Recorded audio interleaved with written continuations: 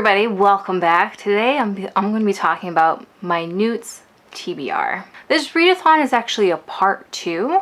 A couple months ago I did participate in the OWLs readathon. If you're unaware what the OWLs and NEWTs are, which I might have some viewers that actually have no idea what I'm talking about. During the reading rush, my parents discovered my booktube channel, so yikes, but welcome. So the OWLs is actually the test that Harry and his friends take in their 5th year of school. So it is from the Harry Potter series. The OWLs take place in year 5. Now with these exams, if you pass these exams in your 7th year, you take specialized versions of these exams. How you pass these exams determine what you can do for a job when you graduate from magical high school. If you pass certain ones in your 5th year, you can go on to continue taking those classes in your 6th and 7th year. If you fail them, then you can't take those classes. And then you go on to your 7th year, take those exams, go on and make some money, hopefully. Now, when I participated in the OWLs readathon a couple months ago, the OWLs is actually much easier than the NEWTs. For each subject, you only have one reading challenge. And if you read a book for that challenge, it means you pass that OWL and you can move forward with that subject in the NEWTs. This year, the person who created this readathon, Book Roast, made it so where now you can actually pick a career choice, and based on that career is actually the challenges that you needed to complete. So obviously I picked the librarian career path. So for the OWLs, I actually did read and complete challenges for Ancient Runes, Defense Against the Dark Arts, History of Magic, and Arithmancy and Transfiguration. Now for the NEWTs, I only actually have to get Ancient Runes, Defense Against the Dark Arts, and History of Magic. Arithmancy and Transfiguration are just extras at this point. Unlike for the OWLs though, in order to pass for a specific thing for the career, like for a librarian, I need to get an outstanding in Ancient Runes. How the levels go as A, acceptable, you read this particular challenge. You have to read that challenge and complete it before moving on to the next level. The next level is Exceeds Expectations, which is another reading challenge. And you need to read it and complete it before you can move on to Outstanding, which is another reading challenge, and you have to actually complete it in order to get the Outstanding. I'm probably going to abbreviate it as A, E, and O. So to get an O in Ancient Runes, I need to read 3 books. To get the A, I need to read a book recommended by a friend. I actually went on Sylvia's Goodreads page, Sylvia from Wish Fulfillment, and just looked through her read books. She's very stingy with her 5 stars, so I know if she rates it 5 stars, I know it's going to be very good. So she recently gave 5 stars to Shrill, Notes from a Loud Woman. And of course, I didn't write down the author. I don't own this, so I actually had to request it from the library. I requested the physical book and the audiobook. I would prefer to listen to this as an audiobook. I tend to actually enjoy biographies or nonfiction books far more when it's an audiobook. It's by Lindy West. I'm on actually my account at my library, and thankfully it looks like at least one of the books came in, so that's good. I can at least start on that now. For the E, I need to read a book written in the past tense, and I picked The Darkest Minds by Alexander Bracken. This has actually been on my TBR for ages. I actually got a signed book from Alexander Bracken ages and ages ago when I first started my channel about 4 or 5 years ago. I don't have it anymore. I actually gave it away. So I had to request this from the library as well. I got the physical book and the audiobook. I know it's a fantasy series. I don't know anything about it. I know they made a movie recently based on it, and I've been meaning to read the book first before watching the movie. And the last thing I need to read for Ancient Runes in order to get the required O is to read a book that's been on my TBR for ages. And a book that's been on my TBR for ages is Ironcast by Destiny Soria. Been meaning to read this for other readathons, so hopefully I finally can get down to this. Been meaning to read it. I want to read it. It takes place in the 1920s Boston. It's a fantasy book. I want to read this, and I don't know why I keep pushing this back. I'm very much a mood reader and I get easily distracted. The next subject I need to read for in order to become a librarian in the magical world is Defense Against the Dark Arts. Thankfully, I actually only need to go up to an E. I don't need to go up all the way to an O. But I did, of course, still pick a book for the O, because knowing me, especially the me in high school, I would want to try to ace the test, not just get, you know, what I absolutely needed. In college, once I hit senior year of college, I'm like, do I have a B? That's great. C's get degrees, so that's all that truly matters. But I'm gonna try to do this with the high school Rachel mentality. So in order to get the A, I need to read a book that has black under the dust jacket. I actually almost picked The Iron Cast for this, because if you open it up, it is black under the dust jacket.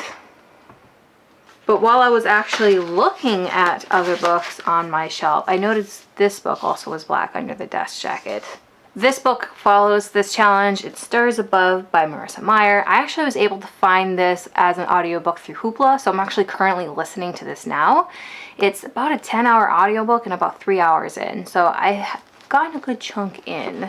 I don't know where that is. Definitely at least 100 pages in. So that's a good chunk of this book. This is actually a bunch of short stories that's based on the Cinder series. I actually own a couple of the books. I own Cinder. You can't even see, I'm pointing down and it's actually cut off. I own Cinder and Scarlet, which is the first 2 books in the series. There's 4 books in the series, and then there's another novella. This is just a bunch of short stories. A couple of them so far have been prequels. Oh, of course, it's in the back. All the books that are currently out. We have Cinder, Scarlet, Cress, which is book 3. Fairest is the novella that takes place between Cress and Winter, and Winter is the last book. If you're unfamiliar with this series, this is actually a sci-fi retelling of all these different fairy tales. Like Cinder is a sci-fi retelling of Cinderella. Scarlet, sci-fi retelling of the Red Riding Hood. Cress, sci-fi retelling of Rapunzel. Fairest is based on the evil queen of Snow White, and Winter is based on Snow White. And of course, it's actually all one story.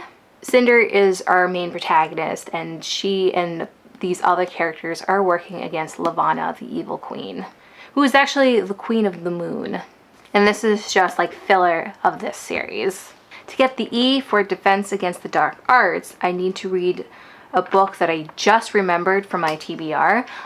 While I was looking at my shelves to find a book that's black underneath the dust jacket, I actually saw this on the shelf and I was like, oh yeah, I've actually been meaning to read that for ages. So I guess this is going to count for read a book that I first remembered from my TBR. So I saw this first, so I guess it counts. It's The Hazelwood by Melissa Albert. My mother-in-law was able to get this at BookCon for me.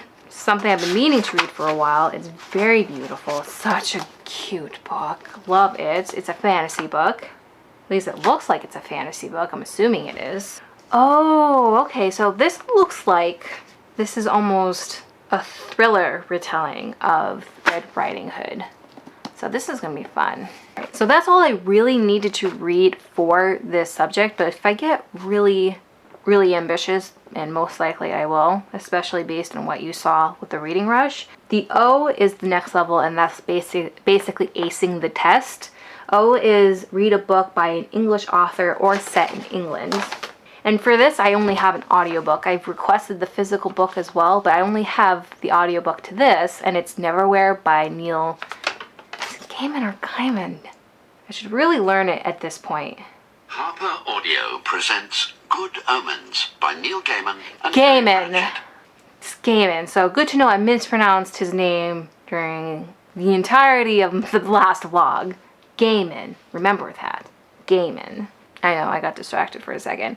I'm going to be listening to Neverwhere by Neil Gaiman. That's also a fantasy sci-fi book. I don't know anything about it other than that people go missing and they kind of go in like this in-between. I obviously try to not spoil myself a whole lot with a lot of these books, but Neil Gaiman is an English author, so this counts for that. This actually has been on my TBR list forever. I've been meaning to read it for ages, and thankfully it's an audiobook on Hoopla, so I can read it whenever I feel like it. And that's it for that subject. And the last subject is History of Magic. To get an A in History of Magic, I need to read a fantasy. And for that, I actually have a book that I already requested from the library. It's already here. I can't find it as an audiobook. I've requested it as an audiobook through Overdrive, and I guess it's a pretty long waiting list for it because I haven't received it yet. It's The Near-Witch by Victoria Schwab. This was originally on my to-be-read list for the Reading Rush. This is her debut novel, and so I meant to read that for that, but I didn't. Victoria Schwab is known for writing fantasy books, so I'm assuming this is a fantasy book. I'm going to be really disappointed if it's not. Okay, so kids start disappearing from their beds. I was going to say, oh, obviously a fantasy, but that could be a mystery or a thriller too. Aha! So at the very end here, part fairy tale, part love story, Victoria Schwab's debut novel is entirely original yet achingly familiar. I should have read this for that Reading Rush to be read video because I was like, oh, I kind of hope this is the debut novel, and it says right here that it is. But yes, we have a fantasy thing happening right here. Kids going missing from their beds. It's very like Peter Pan-ish. For E, read a book that includes a map. And this is actually a first book of a fantasy series. Most fantasy books have a map in the beginning. See, this book has a map, so it counts. And I chose Truth Witch. Not Truth Wish, Truth Witch.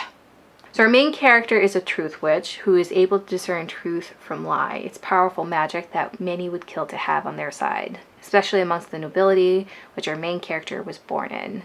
So she has to keep her gift hidden, or she could be used as a pawn in the struggle between empires. Okay, so it's about different witches with different abilities, and there's some sort of political power struggle happening, which is pretty common in fantasy books. So again, that's all I really needed to read for this in order to just get the bare minimum, but if I'm feeling ambitious, the O for this subject is to reread a favorite or read a classic. I was able to get the audiobook for this, but this is actually is a classic that I've been meaning to read. I really enjoy Jane Austen. I've enjoyed Sense and Sensibility and Pride and Prejudice. So I've been meaning to read other stuff by her. I can show you this, but this is actually 7 books in one. In this, I actually have a copy of Emma. So the goal is to read Emma by Jane Austen for this particular challenge. I don't know if I'm actually going to get to this one. Out of all of these, I feel like this is the most unlikely one that I'm going to complete, but we're going to try. I'm assuming if it's like anything of her other stuff that I've read, it's kind of like a historical romance. But I don't know anything about it, and that's how I like to keep it, so I'm not going to look into it. So those are the 3 subjects I need to read and complete in order to get the librarian career path that I'm hoping to get.